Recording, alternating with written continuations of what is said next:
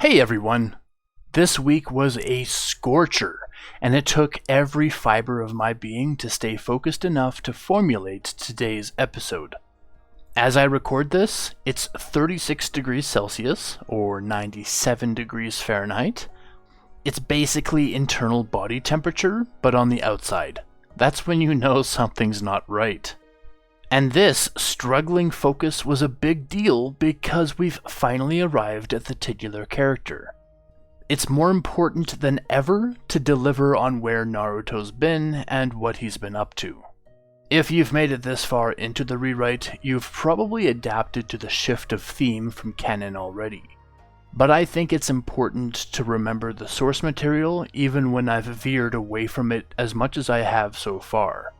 Last time, I put in more comedy than normal into the episode, and I'm going to try to fit more of this comedy into future episodes, but only where it's appropriate.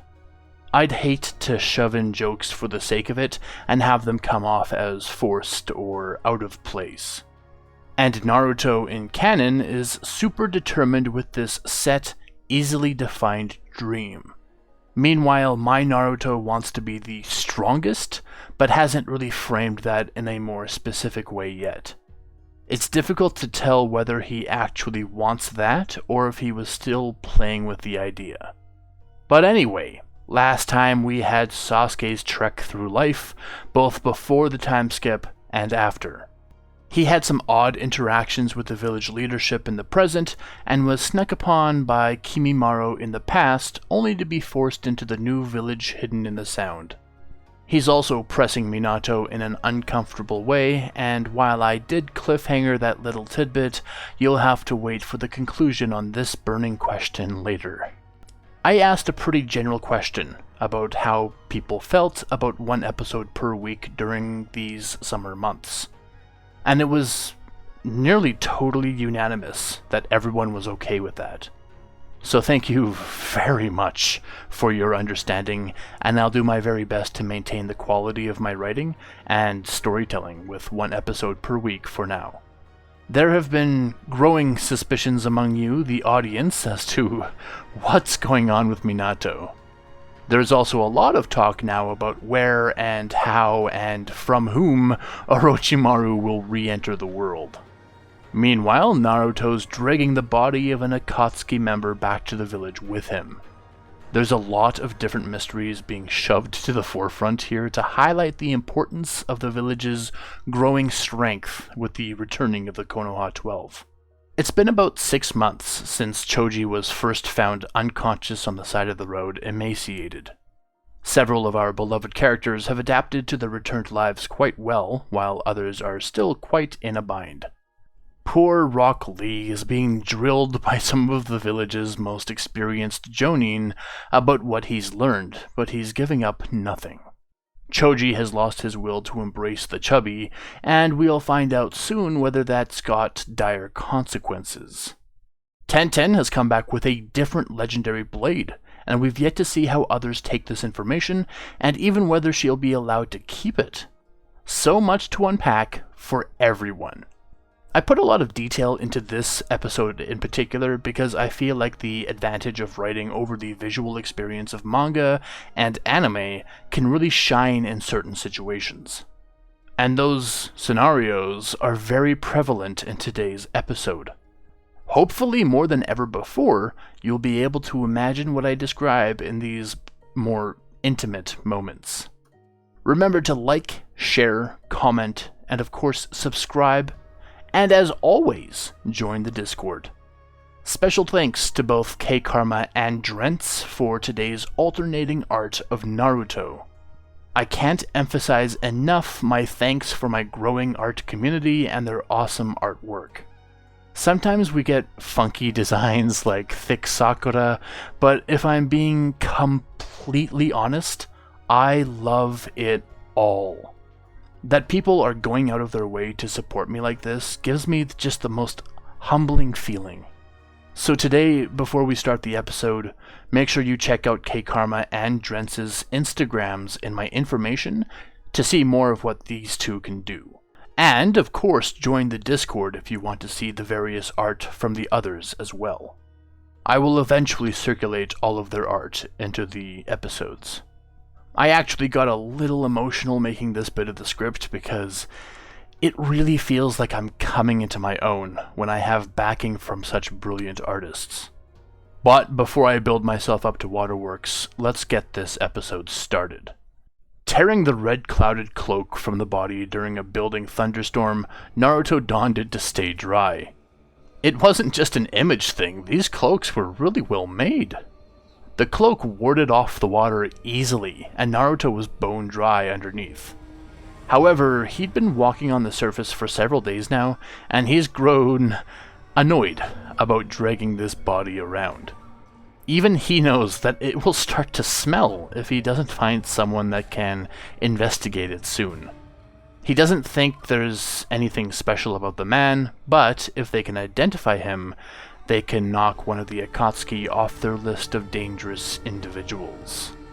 After crossing a river through the rainstorm, Naruto realized that he was on familiar ground. Thanks to the fox's random rampaging in his time away, Naruto's made his way around the continent. So familiar ground may not actually be all that helpful. Unlike the dreary place he just came from, Naruto could see the sun's light peeking through the thinning clouds overhead. Straight ahead, there was well-maintained roads, and even people traveling them, even in this rainfall. The land Naruto just came from was so shut in that he didn't see a single soul, despite taking a few days to get through it. And so a couple more days pass before the rain finally ceases, and Naruto swipes his wet hair back and out of his eyes as he sees a familiar set of gates in the distance that he definitely can't mistake for something else. But a smile eludes him as he realizes the consequences of this upcoming reunion with the many people that he needs answers from. Heaving a great sigh to displace some of this renewed stress, Naruto resumed his trek, only for him to be stopped on his very first step. 3 kids have stopped him, Leaf Ninja from Konoha. He wonders where their Jonin teacher is, and if they're not on duty, why they're wandering around in ninja garb. They brandish kunai at him and demand that he keep his distance. He blinks at them, unsure of what to think. On one hand, there's that well-known boiling rage at being stopped by some thoughtless children. On the other, he's amused at what lengths they might go to try and stop him. He's also a little bit curious as to why they don't recognize the Hokage's son. Has he changed that much? His first tactic is to walk forward and ignore them completely, but they form a human barrier and tell him that, on their lives, he's not stepping another foot closer to Konoha. Specifically, they call him scum in their rambling. One of them cracks a flare that billows out red smoke and throws it to the ground, likely to signal backup. Annoyed by their belligerence, Naruto's still visible chakra tail swings around him and forces the kids out of the way, as he physically picks up the corpse of the man, crumpling his nose at the body's state of decomposition. "Stop, evildoer!" The nearest boy shouts at him, running into his way again, persistent. "I'm the grandson of the 3rd Hokage! You've no idea what I'm capable of!" "And I'm the son of the 4th Hokage," Naruto tells him, his voice laced with impatience. "Closer relation. I'm better." "I've seen pictures," the boy answers quickly. "You look nothing like him, you fraud!" Grabbing the boy by the scarf looped around his neck, Naruto says, "Ditch this thing, or someone will choke you out," before slamming him into the ground. In the time it takes for Naruto to straighten, he hears the arrival of 2 teams, one on either side of him, as well as another individual dead ahead. Ditching the corpse, Naruto wills out a second tail and readies himself for combat. "More of this non-violence crap," the fox grumbles from within. "Nah, hurt him," Naruto allows as he ditches the Akatsuki cloak and spins to face his attackers. The tails stop instantly as Naruto recognizes his newfound opponents. In a sleek, trim jacket, Shino stands behind his squad with arms outstretched and beetles collecting around his hands. Naruto can't detect a single change in his demeanor with those opaque sunglasses on. With a very strange broad blade drawn, Tenten stares at Naruto as well. Heck, they're all silent. Tenten's wearing lightning garb mixed with some of the leaf garb, and he wonders how she's been allowed to represent both nations in her uniform. Kiba stands naked from the waist up, but for some fur he wears to cover his chest. His bare arms and legs are covered in scars, and he stands with a single thumb in his mouth and a full-grown Akamaru poised fiercely beside him. Shikamaru stands behind the children in the well-recognized Jonin uniform as he glances quizzically between his genin and Naruto. Likely, he's more busy with figuring out why there was mounting violence than why Naruto was wearing an Akatsuki cloak. Sasuke is shaking his head with a slight smile as he stares at Naruto. He's sporting his Uchiha crest as always, and despite being short an eye, he doesn't seem any less capable than Naruto's ever known him to be. Lastly, Sakura stares at him, her jaw hanging open, and she subconsciously reaches for his jacket still around her waist. She grips one of the sleeves and relaxes her guard completely. "Naruto!"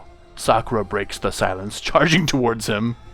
Stopping just a foot away, she looks up at him and smiles a wide grin. "It's been a while, Naruto," Sakura says quietly enough that only the two of them can hear it. Why was she keeping that message a secret? Taken aback by her relentless positivity and warmth, Naruto can't stop the two tails from receding completely.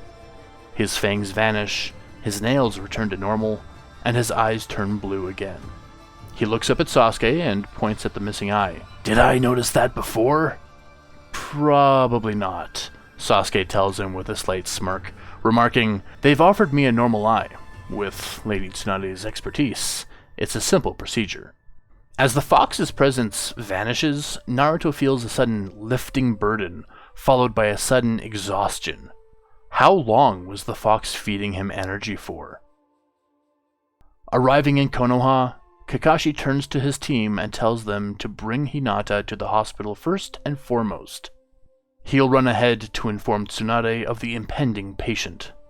Before vanishing, he places a gentle hand on Hinata's shoulder and softly whispers that she's home at last. Removing their travel packs, Neji brings them to Kotetsu and Izumo, telling them they'll return for them. Returning to Hinata's side, Neji begins guiding her with Choji and Ino in tow. They've grown used to Hinata's awareness in the time it's taken them to return home. She's learned how to function blind, and isn't nearly as helpless as Neji initially took her for. Naruto hardly remembers how he was teleported away. The last thing he remembered was Tenten thrown into him, and suddenly he was just somewhere else, and much worse, all alone.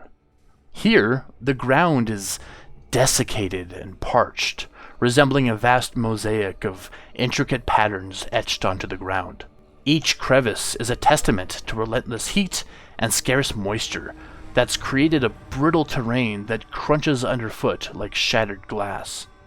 But it's clearly been a long time since there was warm here, as Naruto immediately tucks his hands under his arms against the chill.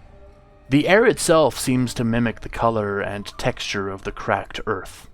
His visibility has been reduced to mere meters, and everything has taken on a surreal, gray hue, blending seamlessly with everything else. The landscape surrounding him is a disorienting maze due to the optical illusion of ground blurring with the storming sand that's violently twirling around him. His sense of direction is abandoned, and Naruto runs panicked through this void, desperate for shelter. The air is so dry that Naruto's lips begin to crack after just an hour of searching for some form of life. Gaining in desperation, Naruto begins to focus on a building hunger, a starvation that doesn't go away or even diminish a little bit. Feeling that routine bubbling of fox chakra, Naruto flees physically from the ethereal fox that's now hunting him down in this moment of forced isolation. Collapsing to the ground, tired from the panic, Naruto attempts to dig into the ground, but it feels harder than rock, and he can't get anywhere. Moping in this mood of helplessness, Naruto pleads with the fox to leave him alone, before suddenly being bludgeoned in the side of the head by a rock. In the blind gray around him, Naruto had no idea anyone was stalking or hunting him. When they're close enough to be seen, Naruto just sees flashes of them as they snap back and retreat just as quickly and vanish into the wall of sand.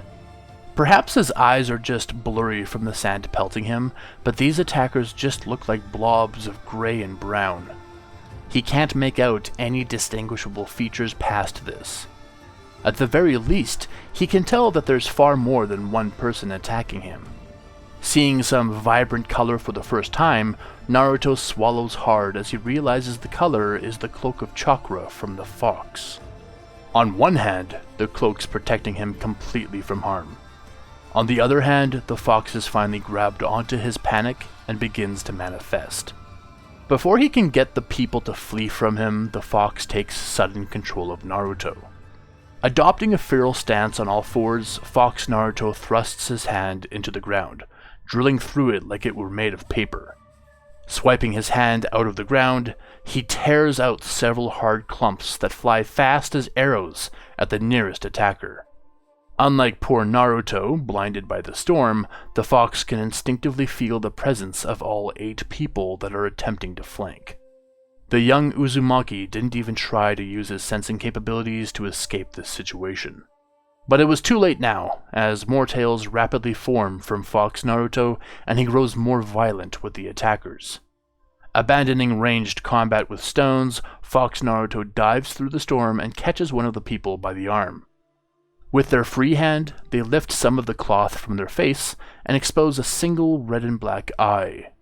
Before he can parse what he sees, Fox Naruto is suddenly smushed against the ground.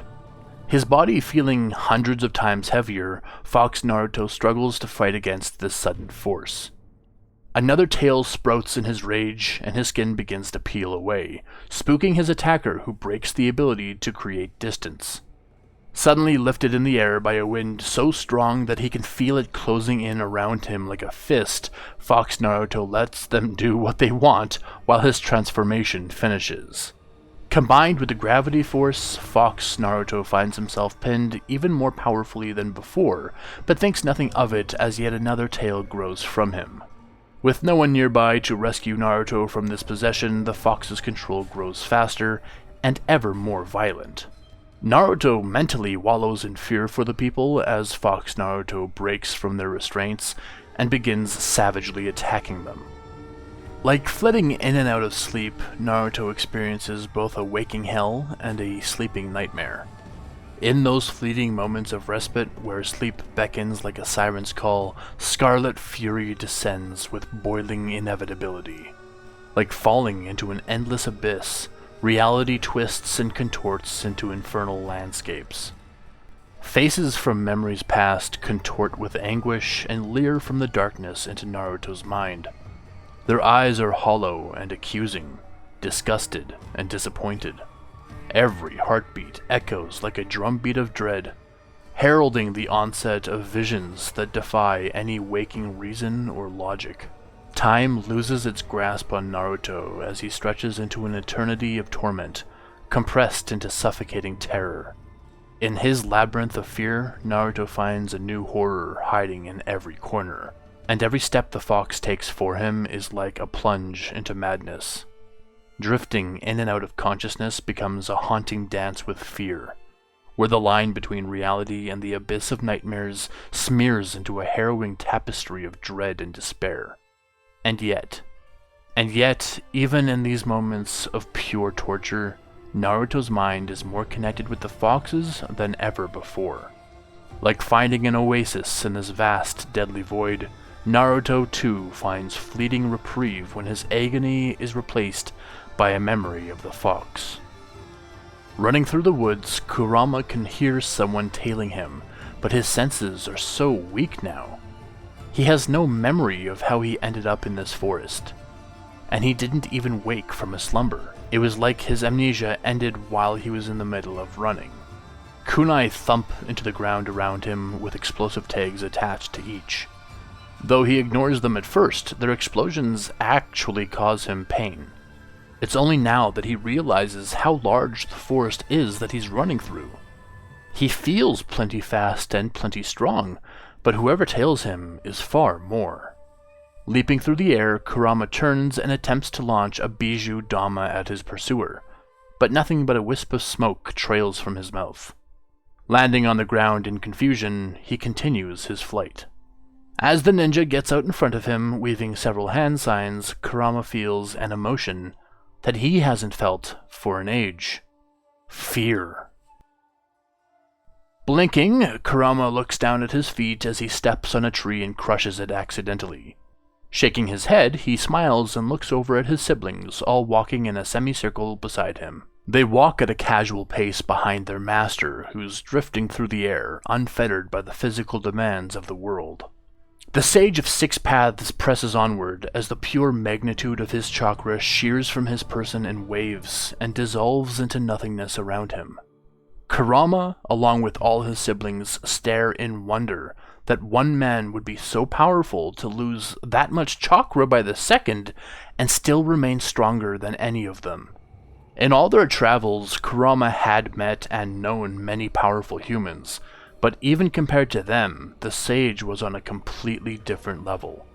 Kurama didn't know why him and his siblings followed the sage around, but they felt drawn to his power. And they were comfortable that he was so kind to them. Some humans revered them as gods. Other humans feared them as calamities. But the Sage of Six Paths saw them as something different. Family. The heavens crackled and roared with an unrestrained fury as bolts of lightning clashed and danced across the obsidian sky. Each flash illuminated the swirling clouds and turned them to falling balls of fire. As echoes of thunder smashed into both combatants, Kurama surged forward as his fur ignited with flame. Electricity bounced around his paws as he lurched forward and backward in quick snapping attacks. Equally immense, opposite Kurama stood Son Goku. His muscular form rippled with each ear-splitting beat of its chest. And with this beating, pure chakra showered from him, forming beads of destruction that the two human competitors immediately utilized.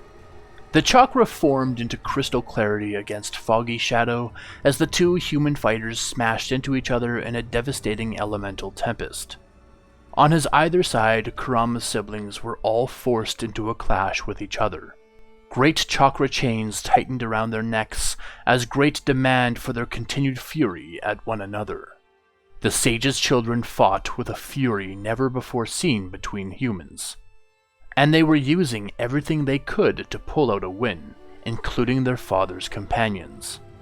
As the fight continued on, Kurama dealt critical blows to his siblings, and they dealt critical blows to him. And as the storm waned, so did the power of all involved in this fatal melee. Exhausted themselves, the tailed beast's power had whittled them down to mini versions of their former selves. Watching closely, the beasts who swore to protect his children now had to watch them kill each other. Ashura and Indra lean into each other and fall to their knees. As their heads fall onto each other's shoulders, both brothers die together. The chains of chakra fade from the beasts' necks, and they solemnly stare at the fallen children. Now more than ever, Kurama felt a very human emotion: sadness.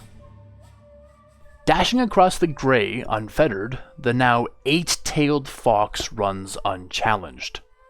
It's grown so powerful in this newfound freedom that it looks just like it used to, but with a nagging human mind on the inside. Seeming to realize where it is, the fox screeches to a stop and looks around. The humans it had been dashing away from were just as far away as days before.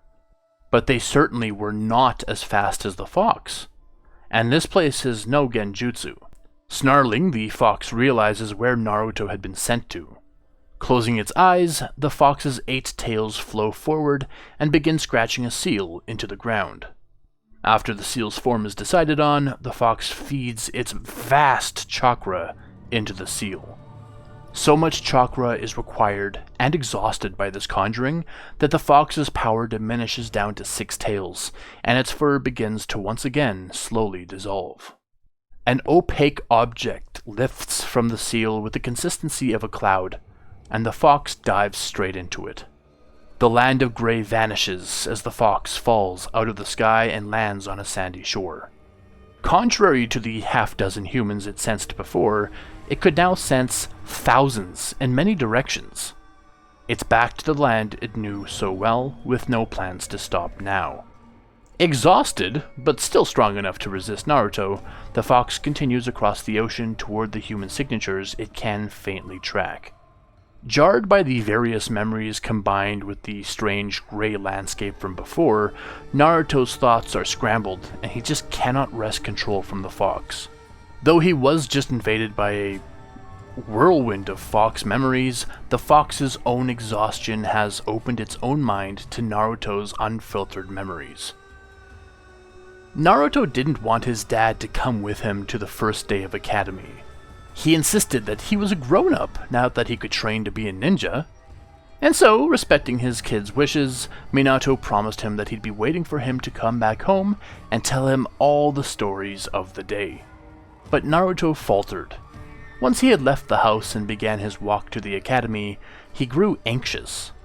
So he did turn back, but only to get his pet dog to come with him.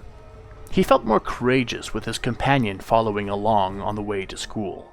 And when he finally got to school and saw all the parents dropping off their kids, Naruto felt a little pang of guilt, realizing that maybe his dad wanted to come.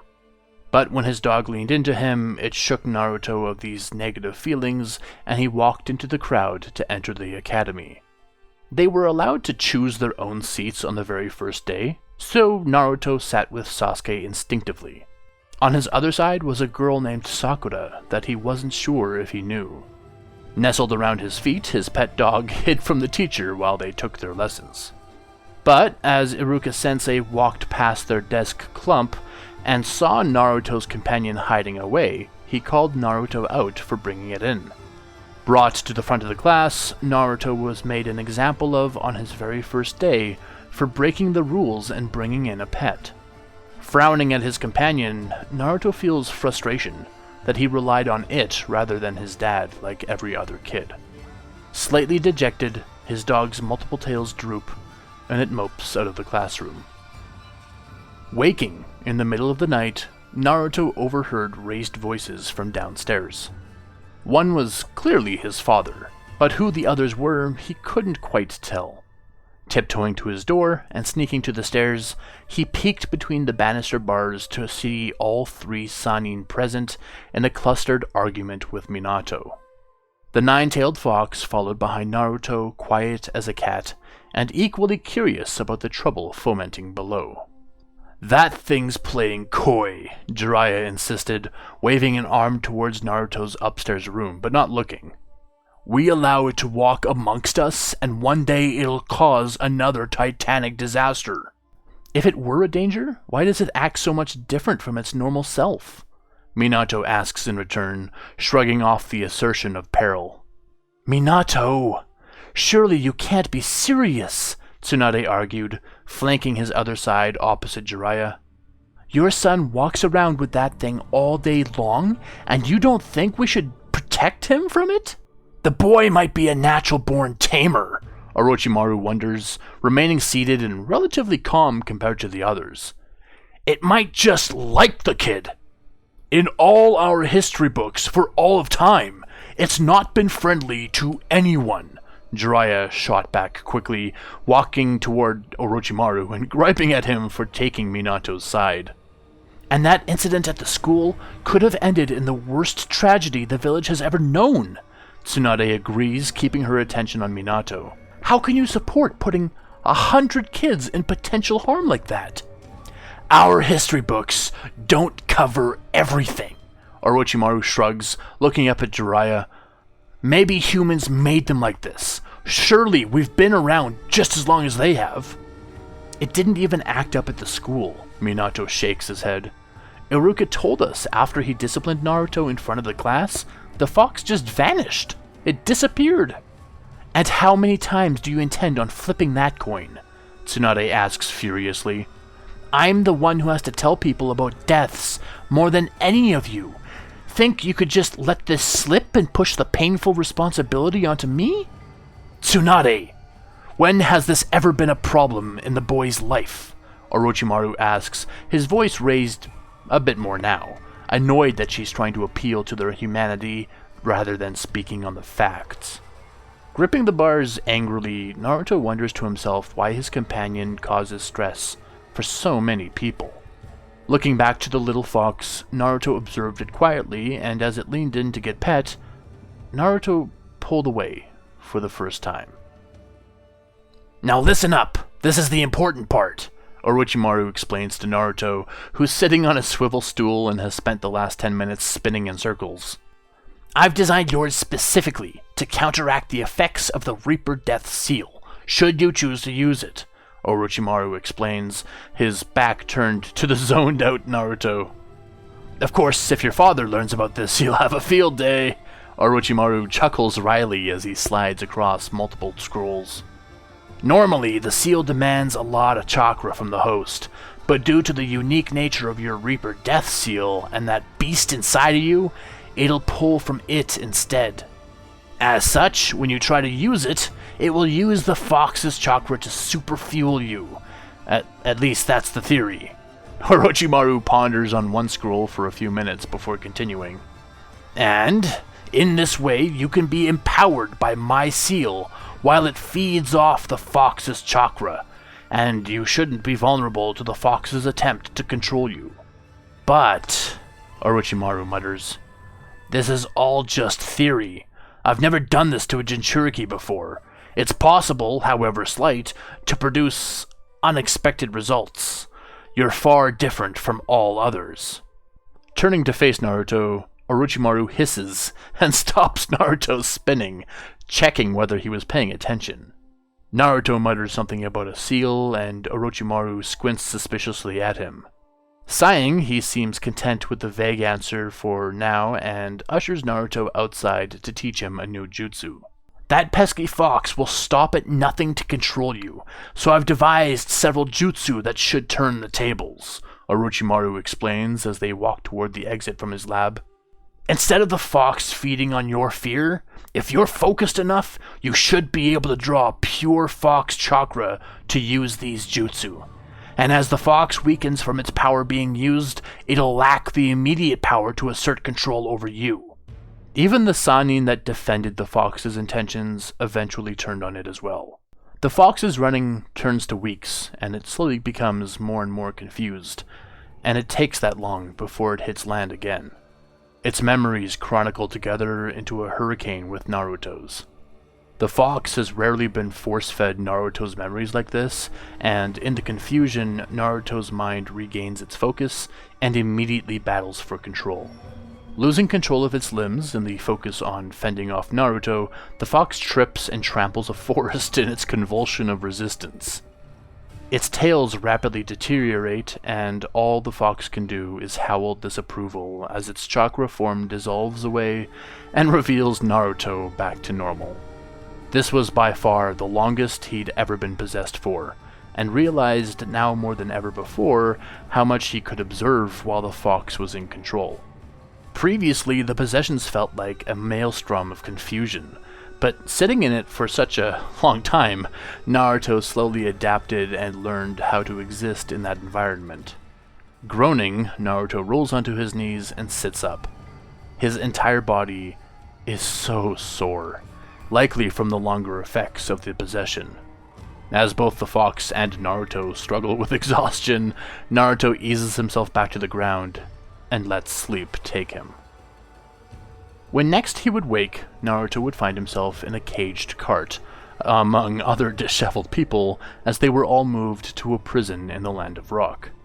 Trying to ask the escorting guards what was going on and how he ended up here, he got nothing but silence or vitriolic insults in return. He also noticed how his voice had changed, and wondered what other long-lasting effects the fox's long-form possession would have on him. But more urgent in the moment, Naruto didn't want to be a prisoner of anything, anyone, anymore. And so he would fight, and hard, against his wardens the whole way back to the prison, where he would eventually reunite with Sasuke. When he let the fox take over this time, things were different. He thought the fox would leap at the opportunity and try to fully transform as before, but Naruto had to actually pull his own chakra back to allow the fox to get strong enough to fight its way out. In these moments, the fox had no interest in speaking with him and just did what it did best.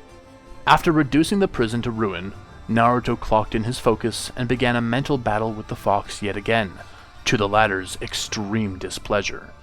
Complaining that it wouldn't be used as a tool whenever Naruto needed more power, the fox pulled hard to keep control.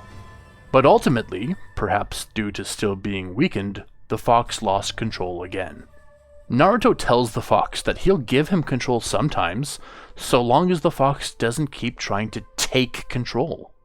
After all, it clearly likes blowing things up, and sooner or later Naruto will come across someone that needs blowing up. Grumbling, the fox mutters that these couple months were a lot of fun, so he supposes Naruto can have control for a little while, too stubborn to admit a loss. Recounting on the various memories he experienced during the harder times, Naruto asks aloud, "Is your name Kurama?" The fox answers with silence, and Naruto wonders why that name feels so familiar to him.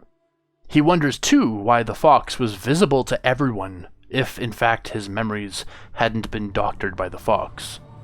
If those memories were real, the fox was his friend at some point, and at some point he forgot all about it. Shaking his head in the confusion, Naruto looks at the dreary trip ahead of him and realizes he has time to think. As he travels aimlessly across the deserted rocky plains of the Land of Rock, Naruto notices an odd absence of fox chakra within. It is in this moment that, perhaps while the fox is sealed within him, it can't remain unleashed forever? His dad had told him about tailed beasts that roamed the planet unfettered, so it was confusing otherwise why the fox would run out of energy here. Unless it truly exhausted itself, or maybe it couldn't reproduce chakra when the host wasn't in control? Shaking his head, Naruto resigns that he's not smart enough to figure this out, and continues onward. Walking into Konoha with his classmates, Naruto greets his father at the entrance.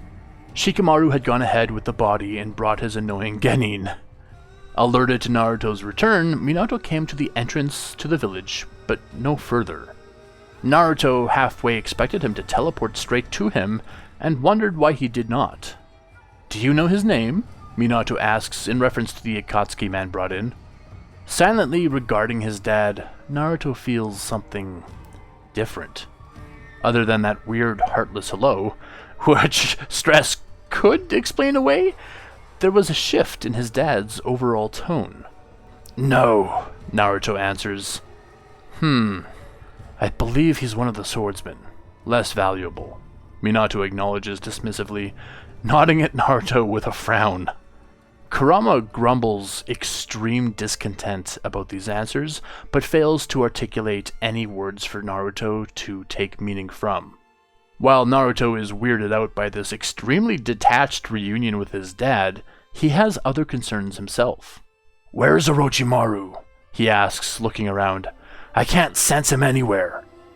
"He died at the same time that you vanished," Minato tells him. It was the impetus to the stalemate that ended the war. Looking down at the ground, Naruto mutters, "That's a shame," and seems to give a moment of silence to the fallen Sannin. "Then Jiraiya, I suppose." "That's complicated," Minato tells him flatly again. Telling everyone that he doesn't want a crowd to form, Naruto insists that he's spent all these years alone, and he's sort of grown used to it. He just wants to go to a quiet establishment for a real meal, and then go to sleep. Sakura perks up at his suggestion of a meal and grabs him by the hand to tug him further into the village. Confused, he looks to her for an explanation, and she tells him that she found an incredible little ramen shock that she thinks he'll just love. And while he's at it, she volunteers to eat alone with him. For the first time in many moons, Naruto looks down at his own jacket around her waist and smiles. Meanwhile, Sasuke runs ahead to the hospital. Since his return, he's been paying regular visits to Lady Tsunade for any lessons she may have for him. But today, he runs into Neji and remarks that he's finally returned from his mission. That must mean that Ino and Choji are back too, so they should know that Naruto's returned now. That means all of them have returned now. Neji suggests that only 11 of them will be able to return to active duty though. What does that mean? Sasuke asks, feeling anxiety from the sullen answer. Neji nods to a nearby room and Sasuke goes to it. At the window looking outside, he sees Hisashi Hyuga looking through it, his head bowed, hands clenched into fists at his sides. Cautiously approaching, Sasuke walks around the curtain and sees Hinata sitting in the hospital bed. Hinata? He asks shakily. A wave of empathy surges within him, and with it a profound ache in his chest as he grasps the enormity of her loss. It's not just the physical wounds that stirred his emotions, but the deep, irrevocable impact on her life. Sasuke? She answers quietly and uncertainly, looking in his general direction. Her eyes, once windows to her soul, now shrouded in darkness, leaving a void that echoes with unanswered questions and unspoken grief. How much she had to struggle to reconcile with a reality that is forever changed, to grapple with that fear and that anger, and the profound injustice of her circumstance. Sasuke's teeth grind as he shares the fury she must have undoubtedly encountered in her suffering. In this moment of empathy, Sasuke feels a surge of compassion. This urge to reach out, to offer comfort in the face of her unimaginable loss. His heart swells with the weight of her sorrow, and his eye fills with unshed tears. Before he knows it, he utters 5 game-changing words. You can have my eye. And that's the end of today's episode.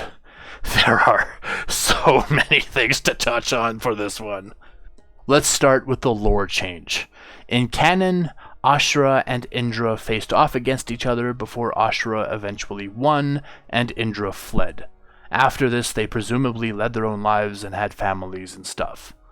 Well, I'm trying to improve on the various formulae that Naruto canon touches on. One of them is this reincarnation business.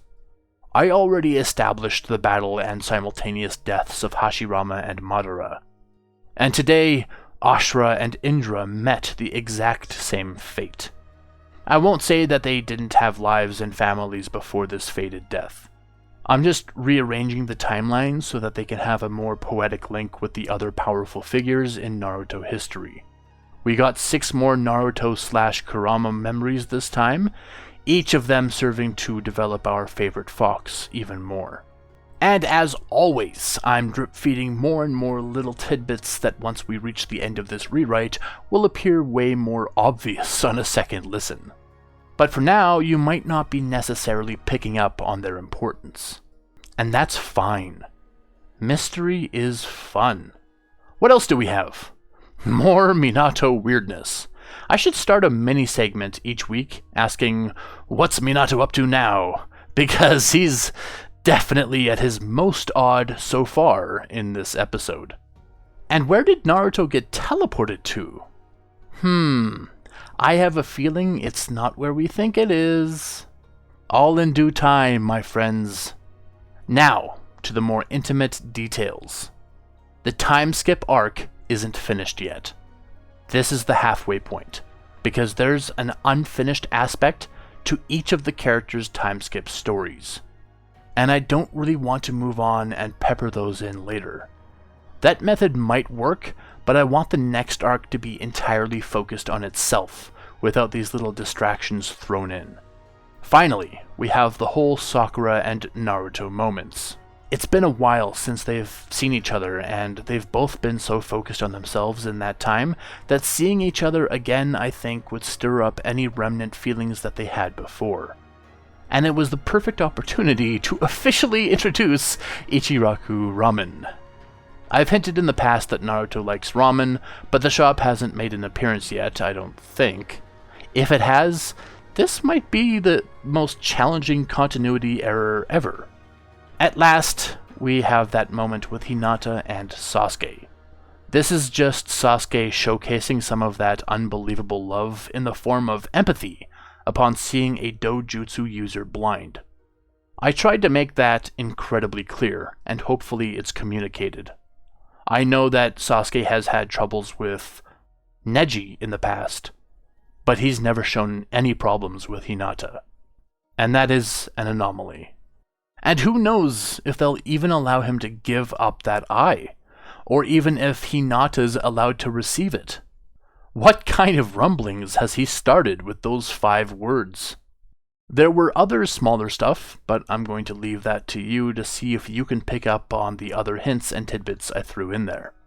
A reminder that I'm currently on 1 release per week until this heat takes a nap. So as always, the sky's the limit.